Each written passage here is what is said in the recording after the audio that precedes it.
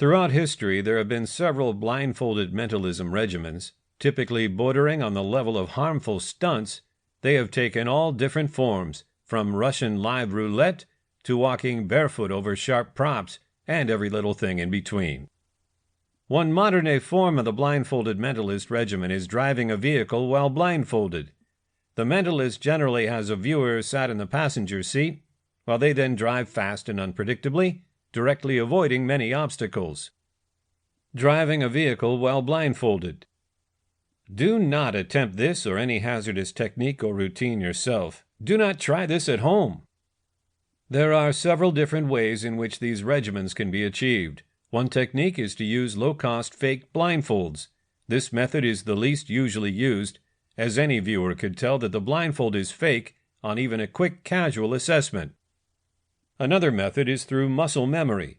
When this method is used, the blindfold is undoubtedly real and legitimate, and the performer really cannot see anything while they're driving.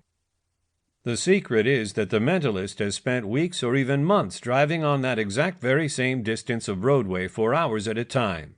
Believe it or not, with enough time and dedicated training, exactly like an expert mentalist would have the time and cash for, it becomes force of habit to drive on the little stretch of road. The only thing that the mentalist needs is to then have a spectator to react to it and a cameraman to get it on tape, and the technique is done. The last and most contemporary way is for the mentalist to use a covert GPS system and use it with a surprise earpiece which just merely provides info which direction to keep down so many feet, and so on. Using cruise control with this makes things even much easier for the performer. Spikes and cups. Another mentalist routine that has been done several different ways, changing partially over the years, is the spikes and cups. This is a trick in which there is a base with a legitimately sharp nail or blade sticking out from it. In some cases, there are other bases with no nail or blade, sometimes not. There are also 4 or more disposable cups, typically styrofoam or red Solo cups, big enough to completely cover the hazardous base and hide it from the performer. The mentalist will have the spectator cover the base with a nail and mix it up with the rest of the cups. The performer will then smash the cups with his bare hands one by one, all other than for the last one, which includes the dangerous item.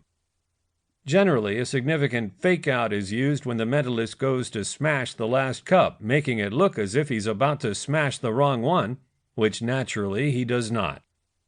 There are various mentalist variations and reasons that a mentalist would know which cup is the unsafe one without it just being a basic trick. A mentalist could say that they are using muscle reading on the viewer, or they could declare to be reading their unconscious responses and eye movement.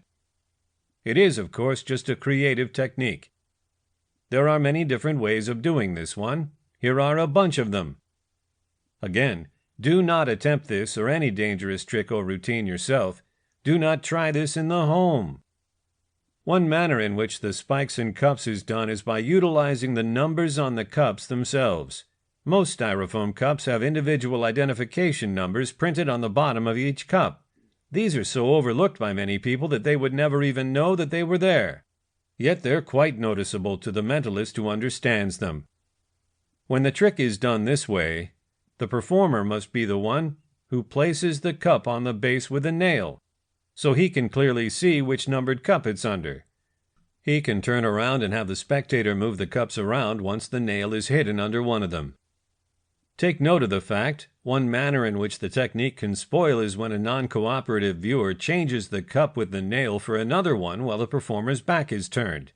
This is an unsafe technique, even when you know how it's done. Another way this technique is done is with some bases that go under the cups, not just one. One base will be the dangerous one, while the others are just normal bases. A small length of fishing line just partially protrudes from the hazardous base, which the mentalist can see, but the viewers do not see. There are some advantages to this approach, as the viewer can be the one to cover up the harmful base and blend the cups while the performer's back is turned.